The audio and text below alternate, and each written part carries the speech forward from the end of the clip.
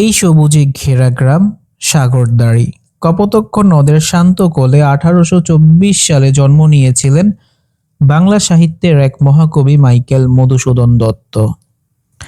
এই বাড়ি, এই পুকুরঘাট, এই মাঠ আর সেই বিদ্যালয়, এখানেই কেটেছে ছোট মধুর শৈশব। যে কপোতাক্ষ নদ আজও বয়ে চলে নীরবে, সেই নদীর জলেই মিশে আছে তার কল্পনা, তার বেদনা আর তার অমর সৃষ্টি। এই মাটিতেই গড়ে তুলেছিল এমন এক কবিকে, যিনি বদলে দিয়েছেন বাংলা কবিতার পথ চলা। আজ এই মধুপল্লী শুধু একটি বাড়ি নয়, এটি বাংলার গর্বের এক জীবন্ত স্মৃতি, বাংলা সাহিত্যের এক নতুন যুগ।